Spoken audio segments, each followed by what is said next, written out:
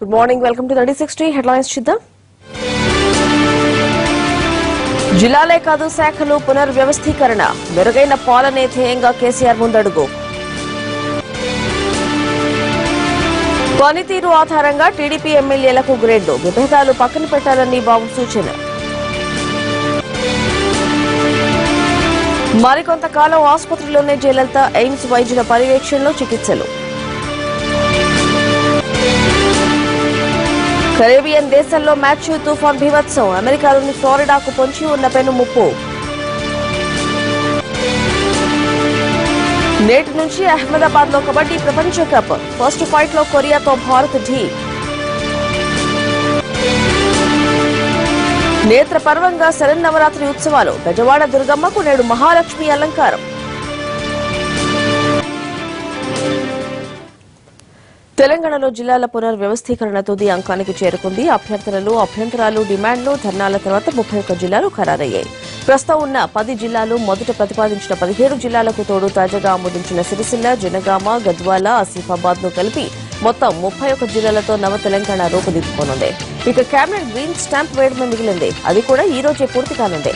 మధ్యాహ్నం కేబినెట్ భేటీలో కొత్త జిల్లాలకు ఆమోదముద్ర వేయనున్నారు.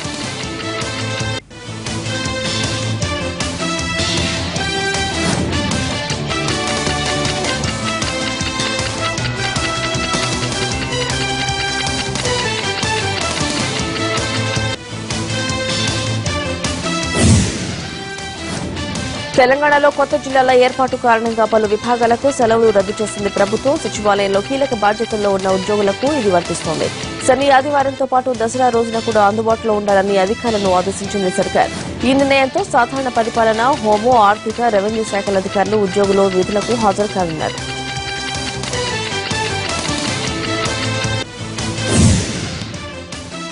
కొత్త జిల్లాల పాలనపై అధికారులకు దిశానిర్దేశం చేశారు ముఖ్యమంత్రి కేసీఆర్. ప్రజలకు మెరుగైన సేవలు అందించడమే లక్ష్యంగా పాలనా విభాగాలు ఉండాలని అధికారులు, ప్రజాప్రతినిధులకు ఆయన సూచించారు. ప్రతి జిల్లాలోనూ ఒకే తరహా విభాగం, ఉద్యోగుల సంఖ్య అవసరం లేదని, గందరగోళం నివారించేలా ప్రభుత్వ శాఖల్లో సరళీకరణ జరగాలన్నారు.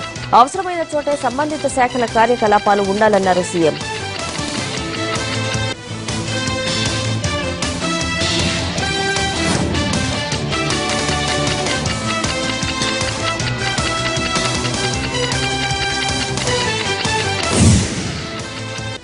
సింగరేణి కార్మికులకు దసరా కానుక ప్రకటించారు సీఎం కేసీఆర్. సంస్థ లాభాల్లో కార్మికులకు 23% వాటా ఇవ్వనున్నారు. కార్మికులకు ఇంత వాటా ఇవ్వడం సింగరేణి చరిత్రలో ఇదే తొలిసారి. 2015-16 ఆర్థిక సంవత్సరంలో సింగరేణికి 1066 కోట్ల ఆదాయం రాగా కార్మికులకు 245 కోట్లు రానుంది. గత ఏడాది లాభంలో కార్మికులకు 21% ఇవ్వగా ఉమ్మడి రాష్ట్రంలో 18% ఇచ్చారు. మరోవైపు దీపావళి బోనస్ గా ఒక్కో కార్మికుడికి 54,000 ఇవ్వాలని నిర్ణయించారు. ఈ రెండు నిర్ణయాలతో ఒక్కో కార్మికుడికి ఈ నెలలో 97,000 అనుంది. మరోవైపు 1998లో రద్దయిన వారసత్వ ఉద్యోగాల ప్రక్రియ కూడా తిరిగి ప్రారంభించాలని కేసీఆర్ ఆదేశించారు. సింగరేణిలో పనిచేసి గాయపడిన, అనారోగ్యం పాలై పదవి విరమణ చేసిన కార్మికుల వారసులకు ఉద్యోగాలు ఇవ్వనున్నారు.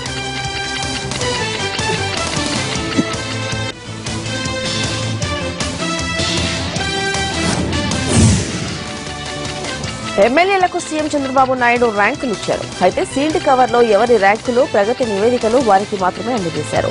సీల్డ్ కవర్లోని వివరాలను అత్యంత గోప్యంగా ఉంచాలంటూ ఎమ్మెల్యేలను ఆదేశించారు సీఎం. 2 ఏళ్లలో ఎమ్మెల్యేల పనితీరు ఆధారంగా ప్రగతి నివేదికలు తయారు చేశారు.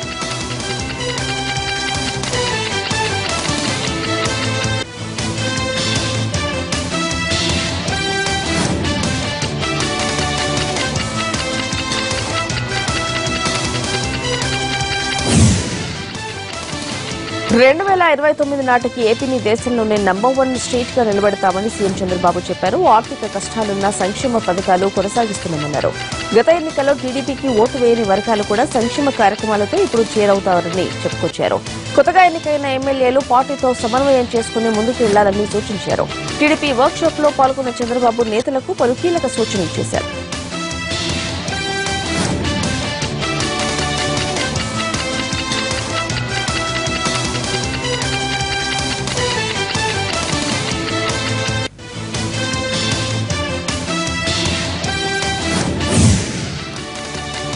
ఏపీ నూతన రాజధాని అమరావతికి అంతర్జాతీయ గుర్తింపు తేవడమే తమ పార్టీ లక్ష్యమన్నారు హోంమంత్రి చినరాజప్ప. అమరావతి గొప్పతనం తెలిసేలా షాపింగ్ ఫెస్టివల్ ను నిర్వహిస్తున్నామన్నారు. ఈ ఫెస్టివల్ ను ప్రారంభించిన చినరాజప్ప టూరిజం రంగంలో అమరావతి ఉత్తమంగా నిలుస్తోందన్నారు. దీని ద్వారా యువతకు భారీగా ఉద్యోగ అవకాశాలు వస్తాయని ఆశాభావం వ్యక్తం చేశారు.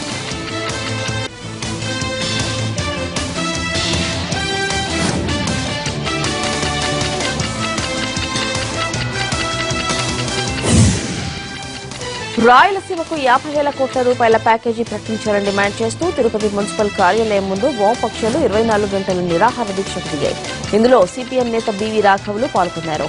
వెనుకబడిన రాయలసీమకు ఏడాదికి 10,000 కోట్ల చొప్పున 50,000 కోట్లు ఇవ్వాలని డిమాండ్ చేశారాయన. ప్రత్యేక హోదా కోసం పవన్ కళ్యాణ్ మాటలు కాకుండా చేతల్లో చూపించాలన్నారు రాఘవులు.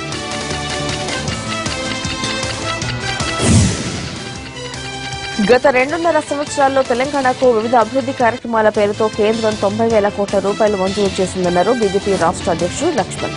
కేంద్రం నుంచి సహాయం తీసుకుని తమకు నిధులు ఇవ్వడం లేదని టీఆర్ఎస్ అసత్య ప్రచారం చేయడం సరికాదని మండిపడ్డారు. భారతీయ జనతా పార్టీ రాష్ట్ర స్థాయి సమావేశంలో నేతలంతా రాష్ట్ర ప్రభుత్వ తీరుపై మండిపడ్డారు. బడుగు బలహీన వర్గాలకు చెందిన బీసీలను ప్రభుత్వం నిర్లక్ష్యం చేస్తోందని విమర్శించారు. తెలంగాణలో కొత్త జిల్లాలకు నేడు అధికారికంగా ఆమోద ముద్ద పడనుంది. అయినా ఇప్పటికీ జిల్లాల ఏర్పాటు కోసం ఆందోళనలు కొనసాగుతూనే ఉన్నాయి. వరంగల్లో ములుగును జిల్లాగా ప్రకటించాలన్న డిమాండ్తో జాతీయ రహదారిపై రాస్తారోకో నిర్వహించారు ఆందోళనకారులు. అక్కడితో ఆగకుండా బస్సులకు నిప్పు అంటించడంతో పోలీసులు లాఠీచార్జ్ చేశారు. దీంతో ఒక్కసారిగా యుద్ద వాతావరణం ఏర్పడింది. లాఠీచార్జిలో పలువురికి గాయాలయ్యాయి.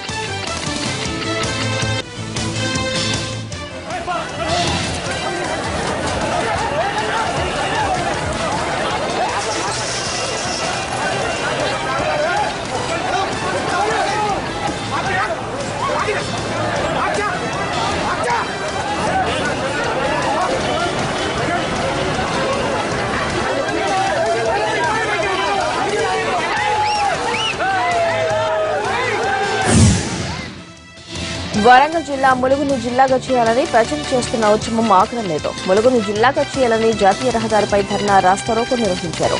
తర్వాత భారీ ర్యాలీ చేశారు. సీఎం మంత్రి చంద్రలాల్ కు పిండ ప్రదానాలను చేశారు. మరోవైపు కళాకారుల నృత్యాలతో నిరసన తెలిపారు. ములుగును సమగ్ర సరళమ్మ జిల్లాగా ప్రకటించే వరకు తమ ఉద్యమం కొనసాగుతుందని హెచ్చరించారు ఆందోళనకారులు.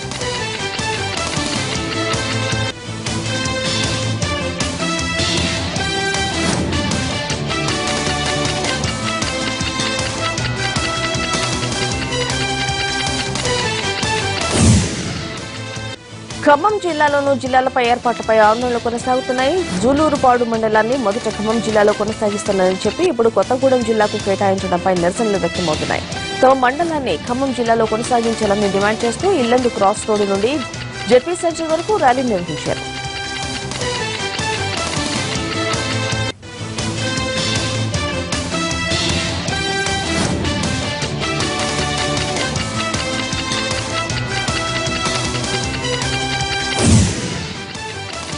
ఖమ్మం జిల్లా ఎంజూరు మండలంలో తీవ్ర ఉద్రిక్తత నెలకొన్నాయి. తమ మండలాన్ని కొత్తగూడెం జిల్లాలో కలపాలని డిమాండ్ చేస్తూ స్థానికులు రాస్తారోకోలు చేశారు. ట్రాఫిక్ కు అంతరాయం కలగడంతో పోలీసులు లాఠీచార్జ్ చేశారు. దీంతో పరిస్థితి ఉద్రిక్తంగా మారింది. లాఠీచార్జ్ లో 10 మంది గాయపడ్డారు. మరోవైపు జూలూరుపాడును ఖమ్మంలో కలపాలని డిమాండ్ చేస్తూ కలెక్టర్ కార్యాలయం దగ్గర ఆందోళనలు కొనసాగుతున్నాయి. నెల్లూరు జిల్లా సూళ్లూరుపేటలో అగ్ని ప్రమాదం జరిగింది. నిప్పు ఫ్యాక్టరీలో మంటలు ఎగిసిపడ్డాయి. దాదాపు 5 లక్షల రూపాయల ఆస్తి నష్టం సంభవించినట్లు తెలుస్తోంది. సకాలంలో ఫైర్ సిబ్బంది రావడంతో పెను ప్రమాదం తప్పింది.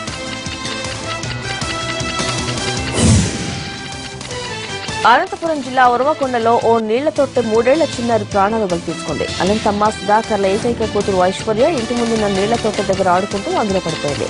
అయితే ఎవరూ గమనించకపోవడంతో చాలాసేపు నీటి తొట్టెలో నుంచి బయటకు రాలేకపోయింది. నీరు అధికంగా తాగేయడం వల్ల ఆసుపత్రికి తరలించినా చికిత్స చేస్తుండగా చనిపోయింది. దీంతో ఆ కుటుంబంతో పాటు గ్రామంలో విషాద ఛాయలు అందుకున్నాయి.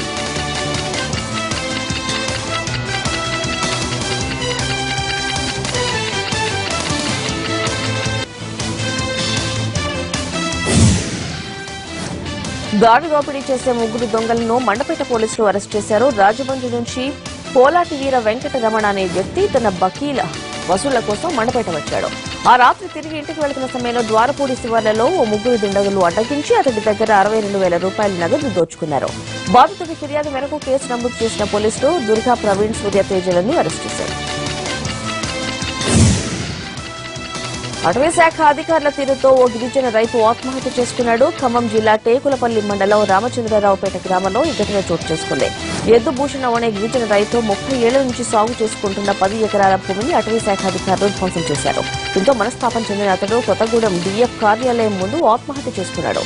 అతడి శవంతో కలిసి గ్రామస్తులు ధర్నా నిర్వహించారు. దీంతో డీఎస్ఓ కార్యాలయం ముందు ఉద్రిక్తత పరిస్థితులు నెలకొన్నాయి. హైదరాబాద్ లోని బాలానగర్ లో ఐటీపీఎల్ కాలనీ దగ్గర ఓ చిన్నారి మృతదేహం కలకలం సృష్టించింది. వాటర్ ట్యాంక్ పక్కనే ఉన్న పొదల్లో ఓ చిన్నారి మృతదేహం ఉండడాన్ని స్థానికులు గమనించారు. వెంటనే పోలీసులకు ఫిర్యాదు చేయడంతో శవ పరీక్ష కోసం ఆసుపత్రికి తరలించారు. చనిపోయిన బిడ్డను ఎవరైనా వదిలేశారా లేక బతికి ఉన్న బిడ్డను వదిలేస్తే చనిపోయాడనే కోణంలో పోలీసులు దర్యాప్తు కొనసాగిస్తున్నారు.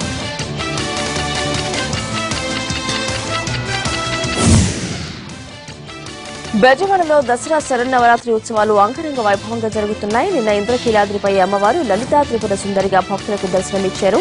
అమ్మవారి సేవ కోసం వివిధ ప్రాంతాల నుంచి భారీగా భక్తులు పోటెత్తుతున్నారు. నవరాత్రి ఉత్సవాల్లో భాగంగా ఇవాళ మహాలక్ష్మీదేవి అలంకారంలో పూజలు అందుకోనున్నారు అమ్మవారు.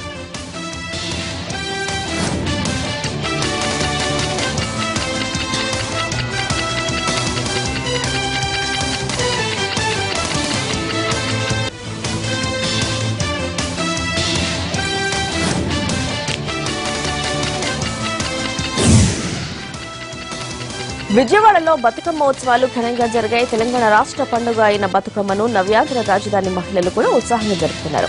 రకరకాల పూలతో తయారు చేసిన బతుకమ్మల చుట్టూ చేరి నృత్యాలు చేస్తూ సంబరాలు చేసుకున్నారు. అనంతపురం జిల్లా తాడిపత్రి గాయత్రీదేవి ఆలయంలో శరన్నవరాత్రి ఉత్సవాలు అంగరంగ వైభవంగా జరుగుతున్నాయి. ఎమ్మెల్యే జేసీ ప్రభాకర్ రెడ్డి ఆధ్వర్యంలో ₹1 కోటి పైగా ఖర్చు చేసి వేడుకలను ప్రతిష్టాత్మకంగా నిర్వహిస్తున్నారు. రోజు నిర్వహిస్తున్న రుద్రాభిషేకం, చండీ పారాయణం, చండీ హోమం తదితర కార్యక్రమాలకు భారీగా హాజరవుతున్నారు భక్తులు. మరోవైపు ఇక్కడ ఏర్పాటు చేసిన సాంస్కృతిక కార్యక్రమాలు కూడా ఆహుతులను ఆకట్టుకుంటున్నాయి. హైదరాబాద్ నగరంలో దేవీ శరన్నవరాత్రుల ఉత్సవాలు అంగరంగ వైభవంగా జరుగుతున్నాయి. అసిఫ్ నగర్ లో జగదాంబ వెల్ఫేర్ అసోసియేషన్ ఆధ్వర్యంలో గత 21 సంవత్సరాలుగా దేవీ నవరాత్రులు ఘనంగా నిర్వహిస్తున్నారు. నిన్న లలితా త్రిపుర సుందరి దేవి రూపంలో దర్శనమిచ్చిన అమ్మవారు ఇవాళ మహాలక్ష్మి రూపంలో దర్శనమిస్తారు. నిన్న రాత్రి అమ్మవారికి విశాల్ జాగరణ నిర్వహించారు కమిటీ సభ్యులు. అమ్మవారి నవరాత్రి వేడుకల్లో భాగంగా నిర్వహించిన జాగరణను చూసేందుకు పెద్ద సంఖ్యలో భక్తులు తరలొచ్చారు. తెలంగాణ సచివాలయంలోనూ బతుకమ్మ సంబరాలు ఘనంగా జరిగాయి. బతుకమ్మలను పేర్చి మహిళా ఉద్యోగులు ఆడిపాడారు. కింది స్థాయి నుంచి పై స్థాయి వరకు ఉద్యోగులంతా ఉత్సాహంగా బతుకమ్మ సంబరాల్లో పాల్గొన్నారు. తెలంగాణ ఉద్యమం నాటి నుంచి క్రమం తప్పకుండా బతుకమ్మ నిర్వహిస్తున్నామంటున్నారు మహిళా ఉద్యోగులు.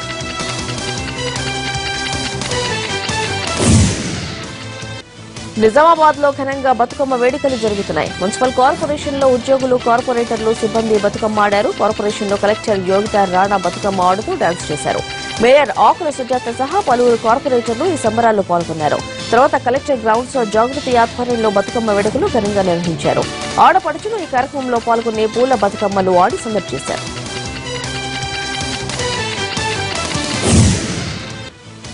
మెదక్ జిల్లాలో బతుకమ్మ వేడుకలు ఘనంగా జరుగుతున్నాయి. సంగారెడ్డి ప్రజా పరిషత్ కార్యాలయంలో బతుకమ్మ సంబరాలు ఉత్సాహంగా సాగుతున్నాయి.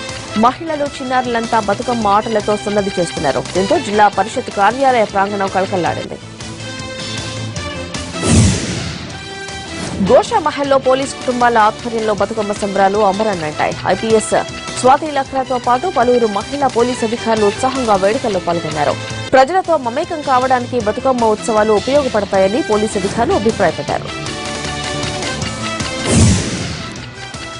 బతుకమ్మ సంబరాల్లో అనాథ పిల్లలు సైతం ఉత్సాహంగా పాల్గొంటున్నారు. కూకట్పల్లి వివేకానంద నగర్లోని అనాథ పిల్లలతో కలిసి ఘనంగా బతుకమ్మ వేడుకలు నిర్వహించారు. మా ఇల్లు ప్రజాదరణ అనాథాశ్రమం నుంచి దాదాపు 60 మంది చిన్నారులు బతుకమ్మ ఆడారన్నారు. చిన్నారులంతా కలిసి బతుకమ్మలతో పాటు డాన్సియా తదితర ఆటలు ఆడి సందడి చేశారు.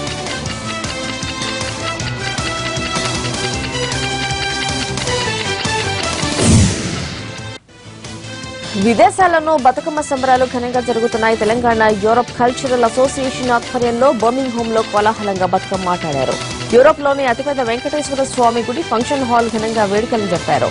భారత కౌన్సిల్ జనరల్ జేకే శర్మ, పాటల రచయిత Nandini Siddhareddy, Anandam cinema hero Akash, NRI TRS అధ్యక్షులు తదితరులు ఈ వేడుకల్లో పాల్గొన్నారు.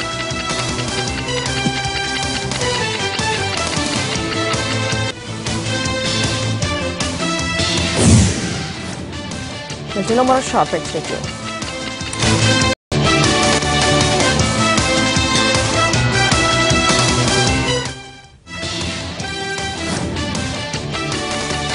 Back to news.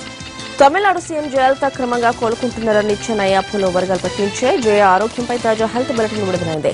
జయ ఆరోగ్యం కుదుటపడుతోందని డాక్టర్లు చెప్పారు. ఎయిమ్స్ నుంచి వచ్చిన స్పెషలిస్టుల బృందం కూడా జయను పరీక్షించిందని, అపోలో వైద్య బృందం అందిస్తున్న చికిత్స పట్ల సంతృప్తి వ్యక్తం చేసిందని చెప్పారు. International specialist doctor Richard John Beale కూడా మరోసారి జయను పరీక్షించినట్లు తెలిపారు.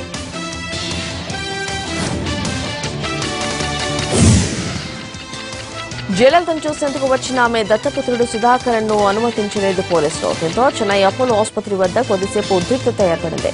లోపల నుంచి పర్మిషన్ వస్తేనే పంపుతామన్నారు పోలీసులు. సుధాకరన్ ను పంపాలంటూ అనుచరులు వేడుకున్నారు. అయినా అనుమతి రాకపోవడంతో వెనుతిరిగి వెళ్లిపోయారు. అప్పట్లో సుధాకరన్ పెళ్లి కోసం 100 కోట్లు ఖర్చు చేశారు జయలలిత. ఇండియాలోనే అతి ఖరీదైన పెళ్లిగా రికార్డులకు ఎక్కింది. అంతేకాదు సుధాకరన్ పెళ్లి ఖర్చు అంశంపైనే ఆమె కోర్టు మెట్టెక్కాల్సి వచ్చింది. ఈ కేసులో రేపు తుది తీర్పు వెలువడనుంది. ఇదిలా ఉంటే 2001లో సుధాకరన్ పై డ్రగ్స్ కేసు నమోదైంది. దీంతో అప్పటి నుంచి అతన్ని దూరం పెట్టారు జయ. దేశవ్యాప్తంగా అన్ని విమానాశ్రయాలను హై అలర్ట్ ప్రకటించారు. ఎయిర్పోర్టులు టార్గెట్ గా చేసుకుని మిలిటెంట్లు విరుచుకుపడే ప్రమాదం ఉండడంతో నిఘా వర్గాలు అప్రమత్తమయ్యాయి. భద్రతను కట్టుదిట్టం చేయాలని ఎయిర్పోర్టు అథారిటీకి లేఖలు రాసింది. ఉగ్రవాదుల కదలికలపై నిఘా వర్గాల వద్ద పూర్తి సమాచారం ఉంది. ఢిల్లీతో పాటు పాకిస్తాన్ సరిహద్దు రాష్ట్రాలపై పంజాబ్, రాజస్థాన్, గుజరాత్ లో ఉన్న ఎయిర్పోర్టులను ఉగ్రవాదులు టార్గెట్ గా చేసుకునే ప్రమాదం ఉందని ఐబీ చెబుతోంది. దీంతో అన్ని ఎయిర్పోర్టుల దగ్గర భద్రతను కట్టుదిట్టం చేశారు. ప్రయాణికుల రద్దీ దృష్ట్యా 1 పైసాతో రైల్వే శాఖ ట్రావెల్ ఇన్సూరెన్స్ ను ప్రవేశపెట్టింది. 92 పైసలున్న ట్రావెల్ ఇన్సూరెన్స్ ను నేటి నుంచి 1 పైసాకు తగ్గిస్తున్నట్టు రైల్వే అధికారులు ప్రకటించారు. సెప్టెంబర్ 1 నుంచి రైల్వే శాఖ ప్రయాణికులకు ఇన్సూరెన్స్ సౌకర్యం ప్రవేశపెట్టింది. అక్టోబర్ 31 వరకు మాత్రమే ఈ 1 పైసా ఇన్సూరెన్స్ పథకం అమల్లో ఉంటుంది. అత్యధిక సంఖ్యలో ప్రయాణికులకు చేరువయ్యేందుకు ఈ పథకం ఉపయోగపడుతుందని ఐఆర్టీసీ చైర్మన్ ఏకే మనోజ్ పేర్కొన్నారు. భారత్ పాకిస్తాన్ బార్డర్లో ఉద్రిక్త పరిస్థితులు కొనసాగుతున్నాయి. మరోసారి యూదీ తరహా దాడులకు ప్రయత్నించారు పాక్ ఉగ్రవాదులు. ఈ దాడిలో పాల్గొన్న 3 టెర్రరిస్టులు సహా మొత్తం 7గురిని మట్టుబెట్టాయి భారత భద్రతా దళాలు.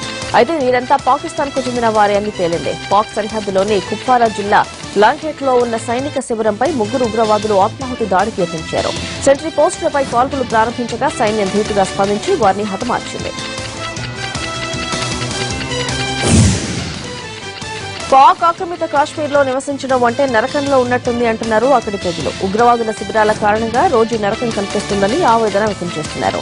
ఉగ్రవాదుల శిబిరాలను, వారి శిక్షణ కార్యక్రమాలను వ్యతిరేకిస్తూ స్థానిక ప్రజలు నిరసన వెంటనే ఉగ్రవాదుల శిబిరాలను ఖాళీ చేయించాలంటూ ప్రభుత్వాన్ని, భద్రతా సిబ్బందిని డిమాండ్ చేశారు.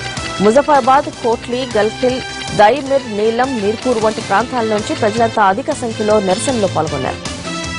కబడ్డీ కూతకు టైం రెడీ అయింది. నేటి నుంచి అహ్మదాబాద్ లో కబడ్డీ ప్రపంచ కప్ ఆరంభం కానుంది. 9 ఏళ్ల విరామం తర్వాత కబడ్డీ ప్రపంచ కప్ జరుగుతుండటంతో అందరిలో ఆసక్తి పెరిగింది. America, Australia, Poland, Japan, Kenya లాంటి దేశాలు కప్ సాధించాలని ప్రస్తుతం భారత్ లో అడుగుపెట్టాయి. డిఫెండింగ్ ఛాంపియన్ భారత్ మరోసారి హాట్ ఫేవరెట్ గా బరిలో దిగుతోంది. టోర్నీలో మొత్తం 12 జట్లు పోటీ పడాల్సి ఉండగా పాకిస్తాన్ ను తప్పించడంతో ఈసారి 11 జట్లే టైటిల్ కోసం పోటీ పడుతున్నాయి. బీసీసీకు డెడ్ లైన్ విధించింది సుప్రీంకోర్టు. లోధా కమిటీ సిఫార్సులను అమలు చేయడంలో తర్జన భర్జనలు పడుతున్న బీసీసీఐకు ఫైనల్ వార్నింగ్ ఇచ్చింది. ఇప్పటికే సెప్టెంబర్ 30న విధించిన గడువును బీసీసీఐ లైట్ తీసుకుంది. దీంతో సుప్రీం తీవ్ర ఆగ్రహం వ్యక్తం చేసింది. సమయాన్ని వృధా చేయడం ఆపండి, సిఫార్సులను ఇప్పటికైనా అమలు చేయండి లేదా ఆదేశాలు జారీ చేయాలా అంటూ బీసీసీఐని తీవ్ర స్థాయిలో హెచ్చరించింది. రాష్ట్ర క్రికెట్ సంఘాలకు డబ్బు చెల్లింపులపై కూడా విచారణ జరిపిన న్యాయస్థానం ఘాటుగా స్పందించింది.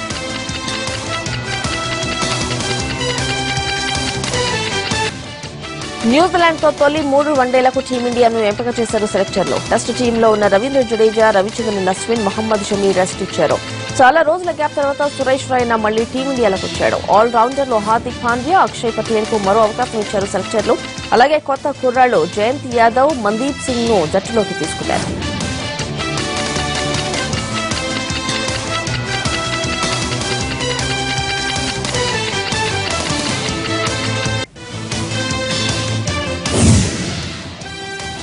మీ బులెటిన్ విశేషాలు తర్వాత లైవ్